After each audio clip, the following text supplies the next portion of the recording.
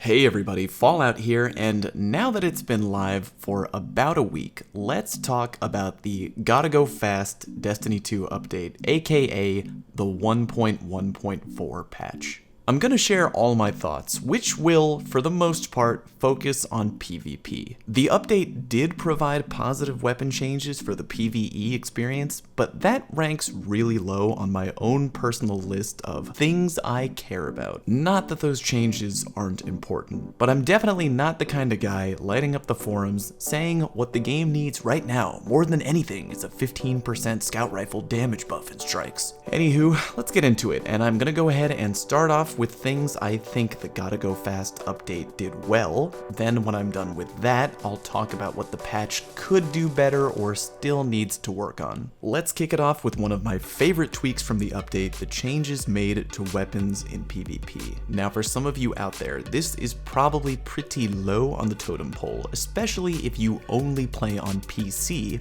where hand cannons have always been great. For those of you out there who only play D2 on console, this was a very much needed change and definitely has breathed new life into the PvP scene on console. Gone are the days where it was a borderline boneheaded decision to roll into PvP with any elemental weapon that wasn't a Uriel's gift. I'm not saying that Uriel's is completely dead and buried, but now there is a whole wide variety of hand cannons that not only feel great to use, but actually are now competitively viable in the PvP arena for console. Pulse rifles getting some love was also a good change. They're still far from the hands down best option to use, but you don't feel like a hipster weirdo for trying to pick up any pulse not named the darkest before when going into PvP. Right now, some of you are probably already typing in the comment section saying, "Oh, well, actually, the Vigilance Wing is hands down the best weapon option in the game right now."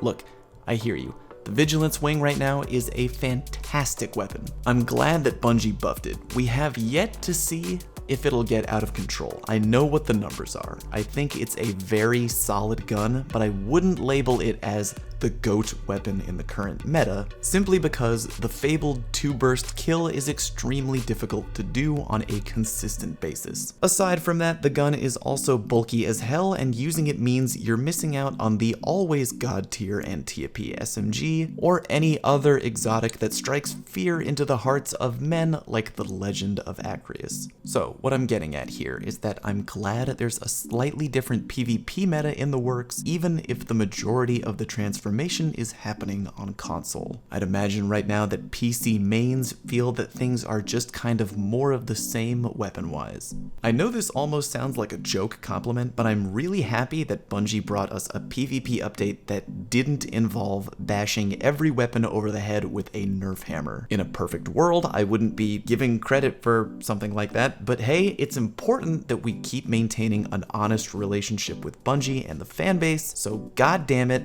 I'm gonna give them credit for not nerfing things, even if it sounds ridiculous. Other good things that the patch brings: the addition of Rumble. It's not a perfect game type, which I will talk about later on in the bad portion of this video, but for right now, I like that I can hop into PvP without a team. I like that I can play with myself for as long as I want, Kappa, and have a good time. I hope Bungie continues adding requested game modes to D2, because variety is, in fact, the spice of life. Super movement, another great thing that this patch does very correctly. Supers that I once didn't care about now feel incredible, namely the Arcstrider and Dawnblade. This is how I've always wanted these supers to feel like. They are incredibly deadly and incredibly fun to use. The Arcstrider super is no longer a laughingstock that feels clunky and slow, and the Dawnblade brings me back to the days of D1 skating and feels like I'm raining biblical level destruction down on the heads of the other team. Bravo.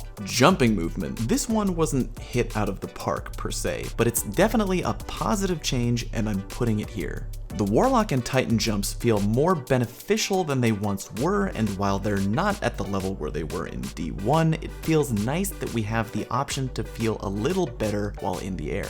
Movement is one of those things that separates Destiny from a lot of other FPS games out there, so it's important to me that work continues to be done on that particular part of the game. ability cooldowns. So far, I'm listing this as a positive. Bungie pumped up the recharge rate for our neutral game abilities and our supers, and I think we may be very close to the sweet spot. When Crimson Doubles came out, I think the community almost immediately started chattering about over-the-top ability spam. You could basically go into every one-on-one engagement in PvP with some kind of ability, which a lot of people found to be too much. So far, I haven't heard any complaints about excessive ability usage in PvP. I don't feel that abilities are being used too much. I think time-wise, they are in a good place. Power ammo drops. This is kind of on the fence. I'll get to that more a bit later, but I currently like how power ammo functions in PvP for the most part. If you manage to outplay and kill an enemy wielding power ammo, your reward is now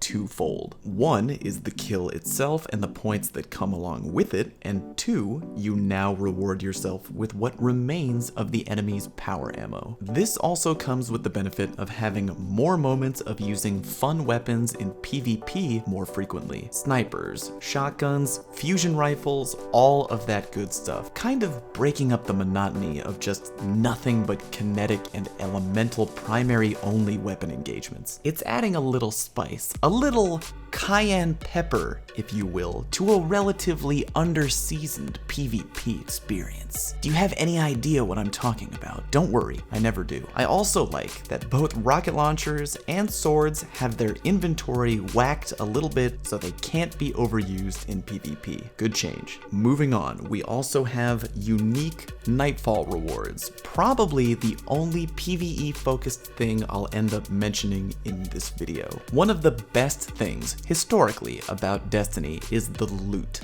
We always want more of it. We want unique loot. We want cool and practical loot. As of the editing of this video, we only have the sniper rifle right now, the Silicon Naroma, but it literally hits every checkmark.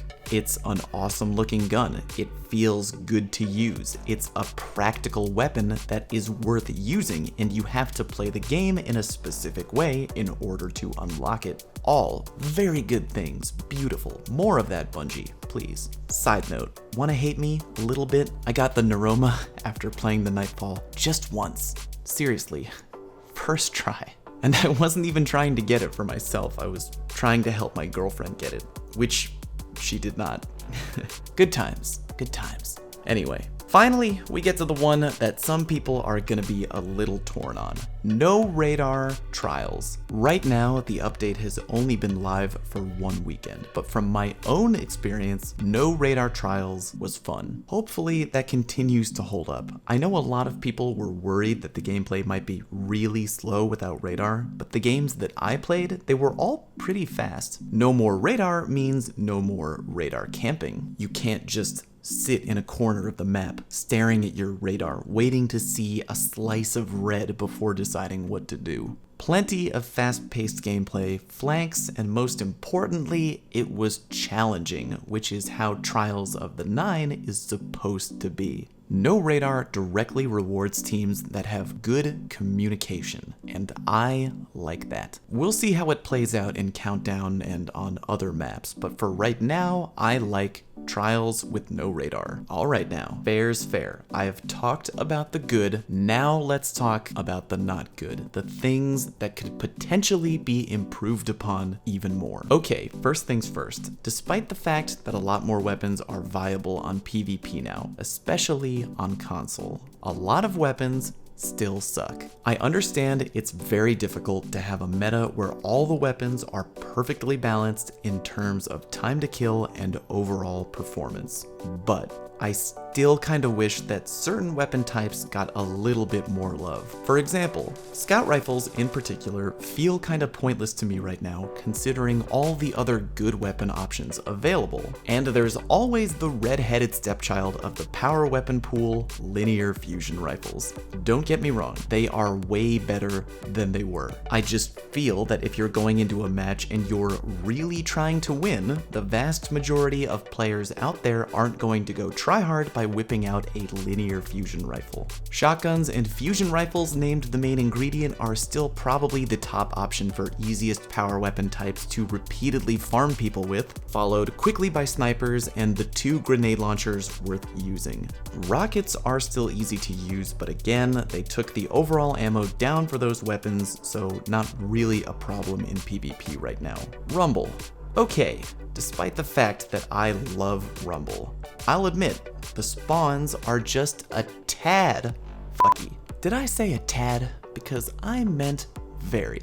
Right now, in Rumble, you can spend almost the entire game on one separate part of the map, going back and forth between nearby spawn locations, trying to farm enemies who will eventually spawn there. I understand that Rumble is supposed to be chaotic, but being insta-killed on spawn by someone with power ammo multiple times with 0 options available to you is kind of ridiculous. Thankfully, Bungie has already mentioned that they're looking into this, which is a good thing, but still, gotta bring it up. Also, a lot of people want Rumble changed to 6 people rather than 8, and I kind of think that would be too boring depending on the map. Okay, hold on a second, hold on. Before you stab me, I think that with better spawns, 8-player Rumble would be a lot smoother. I could be wrong, but I think that the chaos is made worse by the weird spawn system, and a lot of people are just taking that as, oh, it's insane because it's 8 players. Also, I really don't like that Rumble is a rotating playlist. I have no idea why Bungie is continuing to stick with this theme of rotating playlists that so many people very openly dislike. I'm not a game developer, so I don't know what the upsides are of doing things that way, but for me, I'd like to see the whole rotating game types thing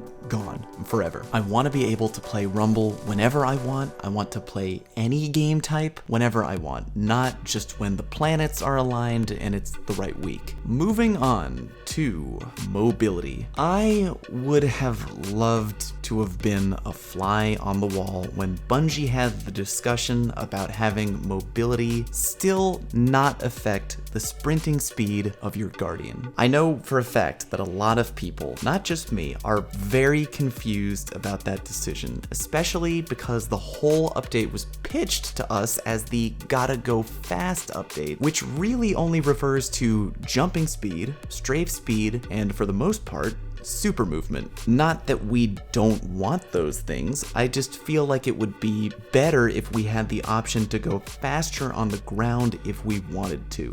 That feel of being able to customize how your Guardian plays in a particular way. We were told we'd go faster, and we do in some aspects, but we want to go faster in every aspect of the game, not just a select few. This perfectly leads into my next area of discussion, Hunters getting the shaft. With the current changes made to jumping, Hunters are now pretty much the slowest class in the game, because they have no form of horizontal movement akin to Titan skating or Warlock skating. Hunters are still very good in terms of vertical movement, but yeah, it just seems kinda wrong to have the Hunters be the slowest on paper, doesn't it? I can't really explain why. Titans are supposed to be tough, Warlocks are supposed to be weird and mystical, and Hunters are supposed to be nimble and quick. At least to me, anyway. Speaking of Hunters getting the shaft, having super movement speed get buffed has essentially created an indirect nerf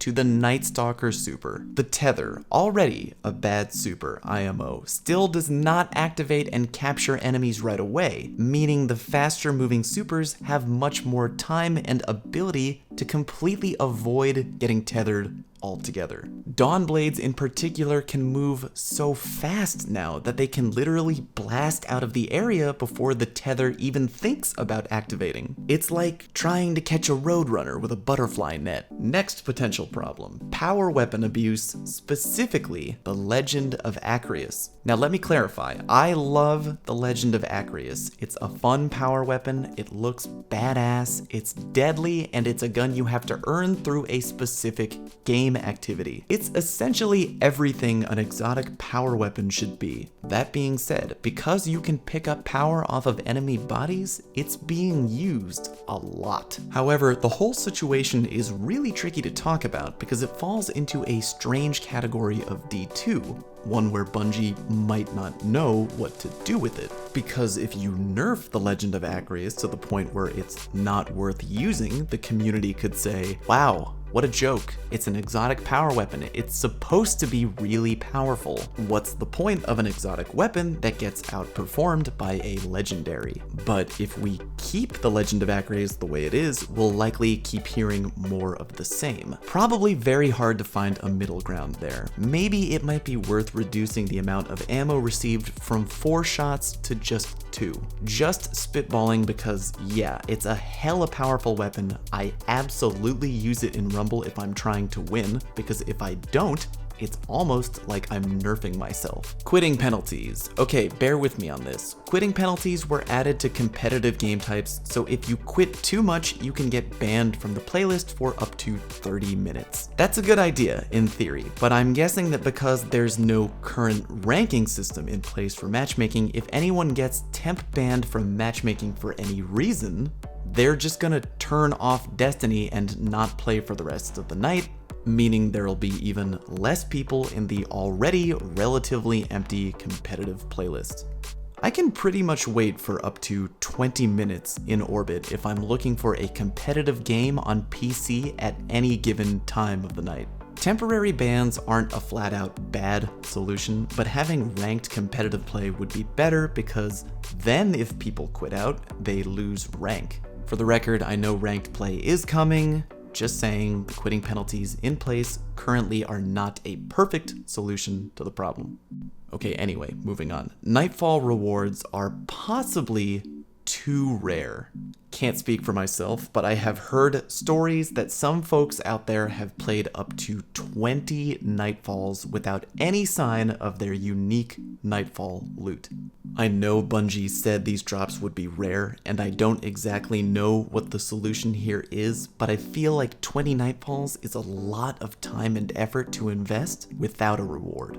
Finally, biggest downside of the 1.1.4 patch, the time it took to produce. I know, some people I'm friends with watching this video are probably groaning that I said that. I know, but really, I don't work in game development. I don't know how long updates like these are supposed to take to produce. I'm not gonna pretend like I know how long it should take to release an update like this. But what I do know is that right now in the community, we need more changes. I currently like playing Destiny 2, but I know a lot of people out there don't, understandably, and I would like for that to change. I know that Bungie is working to change things and make the game more appealing to a wider audience. I'm glad that they're doing that, but I wish something could happen where maybe we get smaller changes on a more regular basis rather than the current system, which seems to be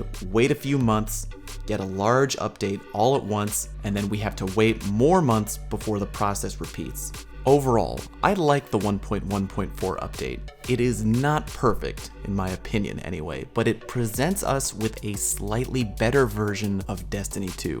I think a lot of people were instead hoping for something much closer to D1, which this is not. Again, it's just a better version of D2, and if that isn't enough for you, believe me, I understand. For the moment, I enjoy it though, and I hope it's a sign of things to come. There are more updates coming right around the corner, by the way. We have exotic weapon buffs in May, we have private matches, and a brand new expansion. The way I see it, the 1.1.4 update is the first step, admittedly a small one, but the first step in a series of moves heading in the right direction for a better and more entertaining D2. Thank you for watching, and I'll see you in PvP. Catch you next time.